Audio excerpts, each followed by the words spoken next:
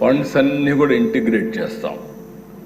ఈరోజు ఉదయం ప్రాజెక్ట్లో గవర్నమెంట్ ఆఫ్ ఇండియా స్కీమ్స్ అన్నీ ఉన్నాయి, ఇవన్నీ కూడా తీసుకుంటాం. ఇంకొక పక్కన ప్రోడక్ట్ పర్ఫెక్షన్ కింద క్వాలిటీ ప్రొడక్షన్ ఇవన్నీ కూడా ఇంటిగ్రేట్ చేస్తాం. గ్లోబల్ సప్లై చైన్ ఇంటిగ్రేట్ చేస్తాం.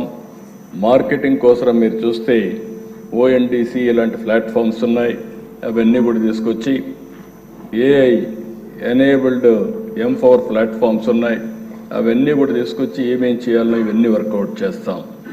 ఇది కాకుండా మీరు చూస్తే ఈరోజు ప్రియారిటీ ఫస్ట్ జనరేషన్ ఆంటర్ప్రెన్యూర్స్. చాలామంది ఏమనుకుంటారంటే పరిశ్రమలు అంటే ఇది మాకు చేత కాదనుకుంటారు, కానీ ఎక్కడో ఇక్కడ ప్రారంభించాలి.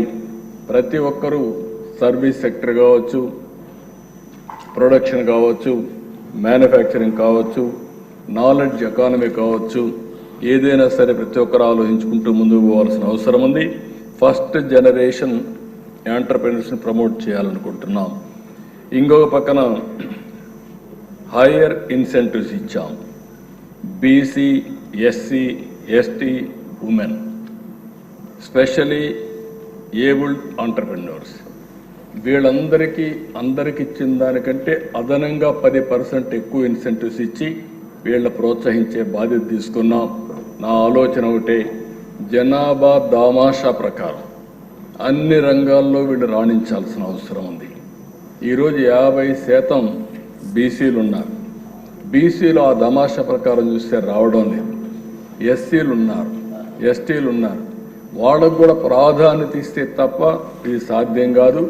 అవసరమైతే వీళ్ళందరికీ ఏ విధంగా మనకు సప్లైన్స్ ఉన్నాయో అవన్నీ తీసుకుని ప్రత్యేకమైన నిధులు పెట్టి వాళ్ళని ఏ విధంగా ప్రోత్సహించాలో ప్రోత్సహించే బాధ్యత, అదనంగా ఇన్సెంటివ్స్ ఇచ్చే బాధ్యత ఈ ప్రభుత్వం తీసుకుంటాం. ఇది ఒక ఇండస్ట్రియల్ పాలసీ వరకు ఇది వస్తుంది. మిగిలిన ఇక్కడ వేకర్ సెక్షన్స్కి ప్రత్యేకంగా ఇస్తామని చెప్పి కూడా నేను మీకు తెలియజేస్తున్నా. ఇంకొక పక్కన మీరు చూస్తే ఒక 500 కోట్ల రూపాయలు కార్పస్ ఫండ్ పెట్టి క్రెడిట్ యాక్సెస్ కానీ, రివైవల్ ఆఫ్ సిక్ యూనిట్స్ కానీ, టెక్నాలజీ ట్రాన్స్ఫర్ కానీ, స్పెసిఫిక్ ప్రొడక్షన్ ప్రమోషన్కి కానీ ఎక్కడ డబ్బులు అవసరం అవి కూడా పెట్టి ఇవన్నీ కూడా తీసుకుంటాం. నిన్నే ప్రధానమంత్రి గారు కేంద్రం ఒక ప్రోగ్రాం కూడా అనౌన్స్ చేశారు, దీదీ డ్రోన్. ఇందులో మీరు చూస్తే అగ్రికల్చర్ ఆపరేషన్ల కోసం 8 లక్షల రూపాయలు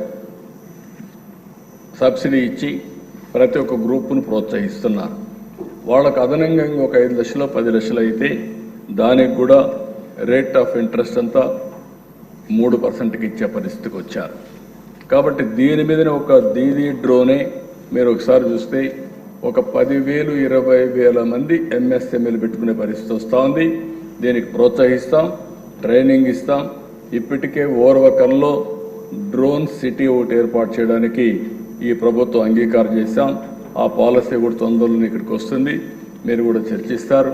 దానివల్ల డ్రోన్ పైలట్స్ని ట్రైన్ చేస్తాం, అదే సమయంలో యూస్ కేసెస్ ప్రిపేర్ చేస్తాం, డ్రోన్స్ మ్యానుఫ్యాక్చరింగ్ హబ్గా అక్కడ తయారు చేస్తాం. కాబట్టి ఇలాంటి వినూత్నమైన టెక్నాలజీస్ అన్నీ ఉపయోగించుకోవడానికి ముందుకు పోయే పరిస్థితి వస్తుంది. అవి కూడా చేస్తామని కూడా నేను మీకు తెలియజేస్తున్నా.